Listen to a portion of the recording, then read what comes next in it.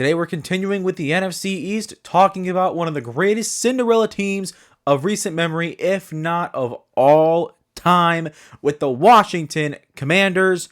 Wow, what a year that this group had. We're going to talk about where I had them in August. We're going to talk about what actually happened, what went right, and then we'll conclude with talking about what now and what can the Commanders do to actually improve on the year they had and get better. But before we officially begin, all right, and welcome in everybody. Hope you're having a fantastic, fantabulous, awesome freaking day. My name is Garrett Shumake, and you are listening to the Shumake Take. Welcome in to predictions versus reality. The offseason series continues as the NFC is almost finished. We will see the finish of that this week, and then the AFC will all be dropping this week. I got 22 more videos to make, and this is one of 22. So you guys are going to see a whole bunch of these drop. So make sure to hit the like button and the subscribe button. You're not going to want to miss all the amazing content I got coming out for you guys. So getting into predictions versus reality here. Well, actually, 1 second. If you know what we're talking about, you can go ahead and hit the timestamp right down below where I talk about where did I have them in August. You can jump right there. If you don't know, Predictions versus Reality is a little series that I'm doing where I'm going back into where I had each team predicted. I made scheduled prediction videos for every team back in August, and we're just going to do a little bit of reflecting. We're going to look back on, like I said, where we had them, and then look at what happened, and how are they going to move on and get better. So let's get into it. Let's just talk about it. Where did I have the Washington Commanders in August? I projected them to go 6-11. This one's going to be a doozy to explain. But at the time, my reasoning for them going 6-11, the first one was that Jaden Daniels, in my opinion, wasn't going into a great situation. His head coach, first off, was Dan Quinn, who was not the original hire. If you guys remember, the Lions offensive coordinator, now Bears head coach, Ben Johnson, he was set to be their head coach, and then at the last minute, backed out, pulled like a Josh McDaniels with the Indianapolis Colts, if you remember that. He pulled one of those, and the Commanders pivoted, and they hired Dan Quinn, and I thought, okay, Dan Quinn, sure, he's been to a Super Bowl, but he's a defensive-minded head coach, working with a young quarterback. I don't like that, and also, he was he is a retread because he was a former head coach that got another opportunity, but who knows if he could really bring this team to a Super Bowl. Right, that was my big question. I just didn't like the move. It felt like they settled for him more than they, chose him, of course. But along with that, the offensive line was historically bad for the Commanders in 2023, so I wasn't super excited about that. And then the running back situation, Brian Robinson and Austin Eckler. Austin Eckler, at the time, I was like, veteran. He's probably going to slow down here. Brian Robinson, how much can he do? Which they ended up both doing for some pretty good things. Austin Eckler, he got hurt there, so at some point in the year, so his production kind of dipped. But when he was on the field, he was effective. And then also guys like Zach Ertz, Bobby Wagner, they had a lot of veteran players, right, to this team this offseason. And I thought, this roster just isn't that great on paper. It's just not that great. There's some promise there, but there's just not enough here to really think, okay, this is a good situation for Jaden Daniels to be going into. And on the defensive side, I wasn't high on it either, right? They weren't that great in 2023 either. So overall, just not a great situation for Jaden Daniels to go in. And then you looked at the Cowboys, who I thought was going to be in the playoff conversation, Philly, right? And the Giants, obviously the Giants were going to be bad, but with the rest of the NFC and where I had them at, that kind of left Washington out. And that's why I had them going 6-11. So what happened? Well, 6-11 didn't happen. The win totals doubled. They went 12-5. Their offense ranked 7th in the NFL, and their defense ranked 13th. Their offense, looking back now, okay, it makes sense why they did so well. Jaden Daniels, we'll talk more about Jaden Daniels in a moment, but around him, like I mentioned this a second ago, Brian Robinson and Austin Eckler were both effective running backs in the run game, right? And then you have your offensive line, which did improve a decent amount. Terry McLaurin is great. They signed Alamone Zacchaeus. He was productive. De'Ami Brown. He was productive. Zach Ertz became, like, I wouldn't say he turned back the clock, but really became a solid security blanket for Jaden Daniels and played that role very nicely. And then you look at the defensive side. While their run defense was a little bit shaky, it wasn't great. I think they finished in the 20s. Their pass defense was actually pretty darn good. And I mentioned like multiple times throughout the year about how bad their secondary was. That simply wasn't the case. Certain metrics, yeah, they were not great, of course. But overall, their pass defense was pretty darn good. Despite the fact that Marshawn Lattimore, after they traded for him, was hurt. They had a rookie in there with Mikey Sainristil still, right? So the way they were able to perform the way that they did was pretty cool. And then their three best wins were at Cincinnati, 38-33. That was the first game where we looked at Jaden Daniels as, okay, this kid might got it, if you guys remember. Then the second game against Philly in Washington, they won 36-33. Jaden Daniels throws a last-second touchdown for the win. And then the week after that, they beat Atlanta 30-24 in overtime to clinch their first playoff berth since 2012, I think it was, when RG3 was there. Yeah, since 2012. So, no, did they make the playoffs with Kirk Cousins one year? Oh, wait, no, since 2020. What am I talking about? Taylor Heineke. That was the year the Bucs won the Super Bowl. Okay, my bad. But either way, he clinched the playoff berth, and obviously I picked these 3 wins because these were culture wins. I talked about this with the Carolina Panthers, where their 3 best wins were culture wins. These were culture wins. First off, you go up against Cincinnati, a top quarterback like Joe Burrow, right? And your rookie quarterback delivers, and yeah, oh my God, I can't speak right now. I didn't warm up before this, so speaking isn't 100% right now.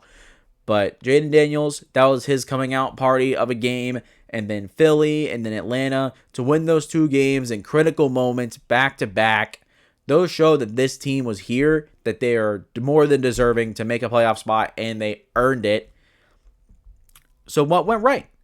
Well, let's talk about Jaden Daniels. I have raved about Jaden Daniels all year long. There's not much more I can say that hasn't already been said. I've already talked about how this is the greatest rookie season a quarterback has ever had, and looking at how he's playing beyond his years. Like, all that stuff has already been said and done. We all know this. But really what made Jaden Daniels so spectacular, genuinely, was the coaching around him. And of course, he played 5 years in college, so he has the experience. But really, it was the stuff in his corner that really made him successful. Cliff Kingsbury, college, mostly known for his college scheme, right? At Texas Tech, the air raid, tried bringing it to Arizona, didn't work out.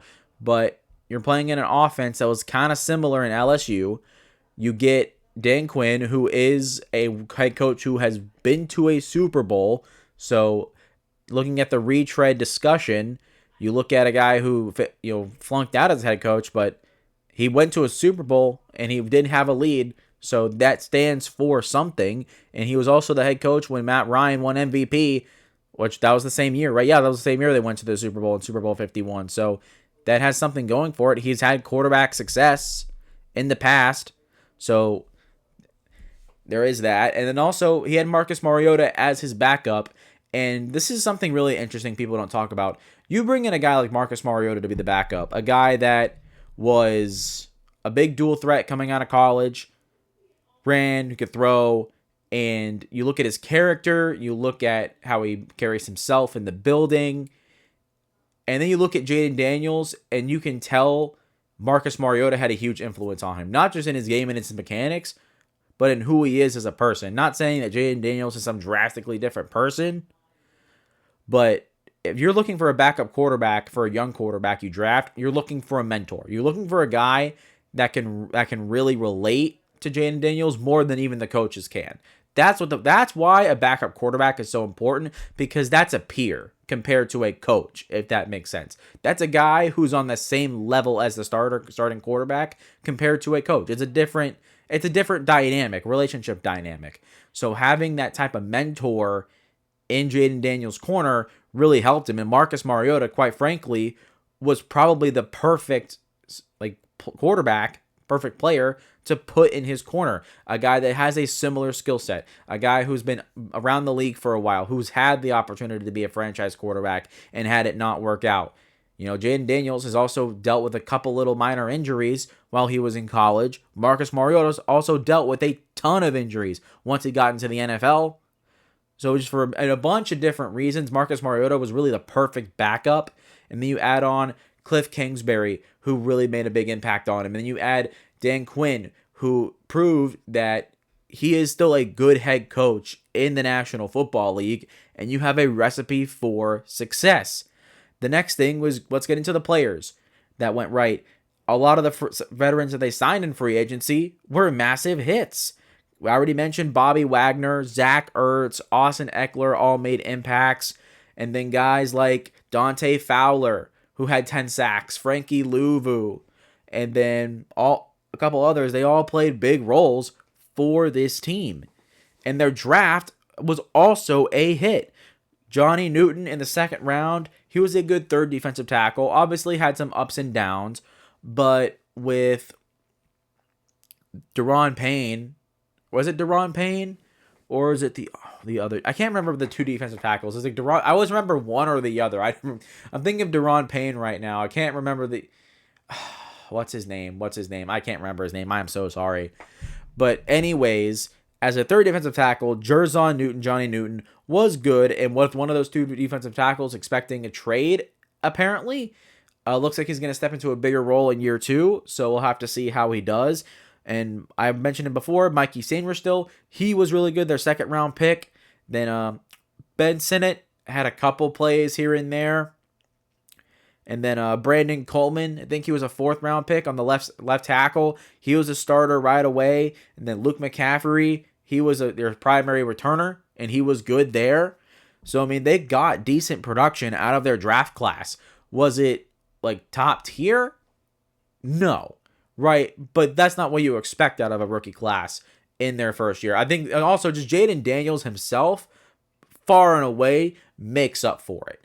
Because Johnny Newton can still develop. Brandon Coleman can still develop. Mikey Sainristil can still develop. All these guys were contributors. That's what you want in a draft class, is to have multiple of those guys be contributors. Ideally, that's what you want.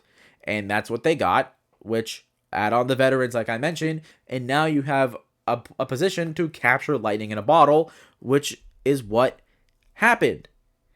And one more thing, before I continue on to what now, I want to shout out the new ownership. The new ownership, Dan Snyder finally sold the team. These guys, Josh Harris and his group came in here. They bought the team. And you look at what happened in Denver as well, which we'll talk about later on in the series. But, new ownership can really bring such a breath of fresh air into a franchise because it's a new direction. They understand that this thing's got to be rebuilt from the right way, from the ground up. And for the past 2 decades, it hasn't been good enough. And so you get a new group that wants to make things better, and look what happened. They made things better instantly. Dan Snyder never had the success that Josh Harris and this ownership group had in Washington. He never had that. He never had that, and this new ownership got that in year 1. They did that in year freaking 1 and went to the NFC Championship game. That is a massive, absolutely massive success. And while we talk about ownership and front office mattering when it comes to bad teams, we don't do enough to talk about ownership when there's a new owner and then they turn the team around like this, where the Washington Commanders went to the NFC Championship for the first time since the early 90s. That's huge. That's freaking huge. And the ownership group deserves the credit that they deserve.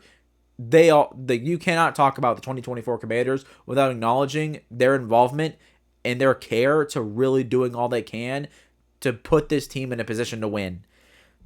So now, how are they going to win in the future? What now? So starting with the big 3, the 3 big needs for the Washington Commanders are going to be wide receiver, defensive back, edge rusher. Actually, I take that back. Wide receiver, we're going to kick that off because they traded for Deebo Samuel for the 5th round pick. I'm going to have a regular podcast video talking about the news. It's going to drop on Wednesday morning, so make sure to check that out when it drops. I'll give all my thoughts on all the recent news, including the Deebo Samuel trade there. But for a quick synopsis, it's a decent move. Deebo Samuel's a decent receiver, and for a 5th round pick, I mean, that's the only thing you're really gonna get if you're San Francisco, because you got an aging player on a big time contract. So you're gonna have to dump him off for nothing, and well, you have now you have a receiver for Jaden Daniels, who's also a good gadget guy that can run around. You can put him anywhere in the offense. So if he stays healthy, you can get a decent player in Deebo Samuel. And for a 5th round pick, not a bad move. So this moves it up.